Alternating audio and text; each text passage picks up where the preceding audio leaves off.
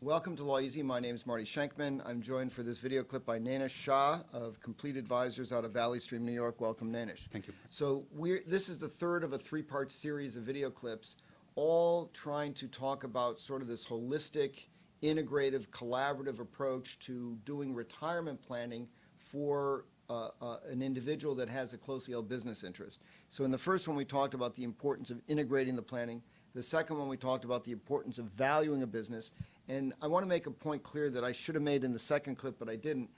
When you value the company, you're not just valuing the company in terms of determining what to sell it for. You're valuing it while keeping an eye on what you can do at each, let's say, inflection point in the valuation to enhance and improve the value. So it's not a valuation for valuation's sake. It's almost a valuation to get the information to enhance the value, because that's ultimately what does the most to enhance the retirement planning for the business owner, right? So let's talk about some of the enhancement, and I'm going to repeat the couple of buzzwords you said, and if you could just first respond generally about it, and then we'll talk about some of them in specific. You mentioned people, process, planning, sales, marketing, legal, and operations. Why don't you just generally talk about what that means in terms of enhancing the value of a closely held business? Even so, small business, mid-sized business, large business, they're all complex. They have all many moving parts. And if you think about which part we should improve or which part we should focus on, you can divide this into people, processes, planning, legal, operation, and all that. So you want to divide the target company into different components. Correct. So you can try to identify on a component by component basis Correct. where you can enhance the value. Absolutely, because not every business will have improvement in every part of those components. Some can improve a lot in people, some can improve a lot in the planning process, or some can improve a lot in the processing side of the business. So let's take as an example people, because that's one of the important categories. So one of the challenges that you identified as critical for a closely held business is without the principal, the owner, the founder, the business may not survive. So how does that pertain to evaluating the people piece to see how you can enhance value? I think about, can a business owner leave office business for 2 weeks, go away on a vacation, and will the business run on its own? If that's not the case, then you can have a lot of improvement done on the business side.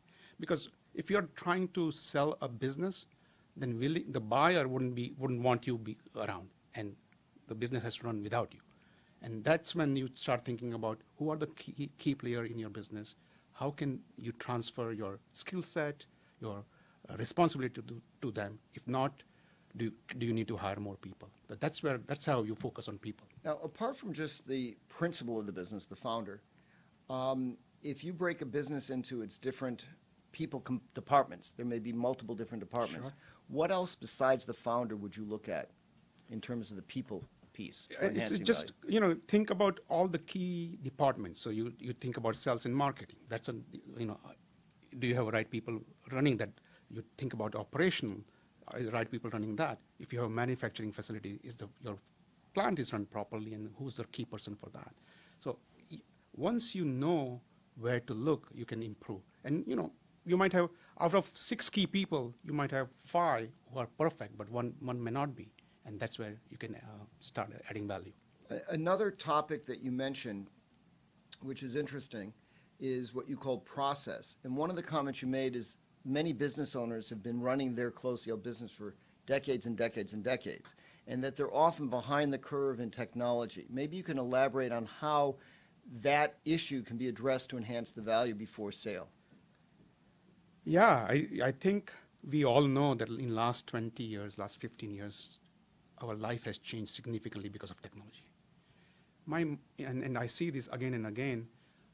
The businesses hasn't improved the technology processes as much. So let's just take one example. CRM is being used. CRM meaning customer relationship management is being used by all large companies.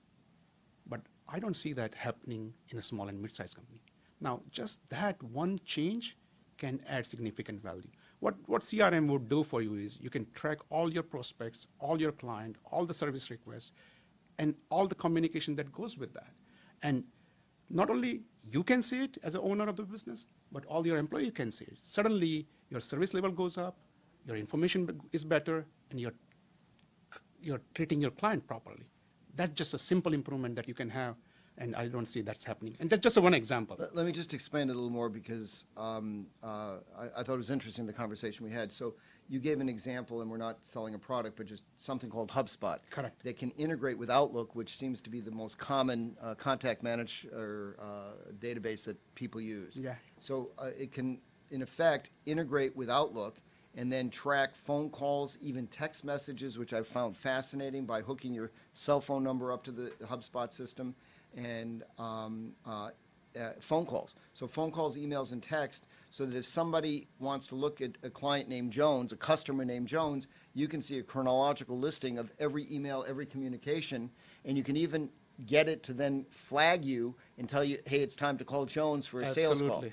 So Absolutely. that's a fascinating way. It almost seems like part of what the message is here is that a lot of closely held businesses, until they start grooming themselves for sales, don't bring in the outside consultants to really help get them up to speed, which is what they really should be doing, because they could be maximizing their income by maximizing their value before. One of the other thing, Marty, that's been happening, and this is happening right in front of our eyes, is all softwares are getting integrated.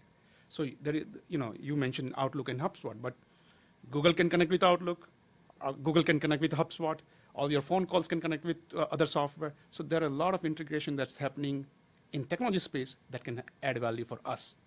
Yeah, it's very interesting. You mentioned as another enhancement to analyze the key financial statements, income statement, balance sheet, and cash flow, to identify opportunities to enhance the value of the target business. Maybe you can give some examples, let's say from those statements, what you might see that you could help a closely held business owner improve. So this is another way of thinking about enhancing the value.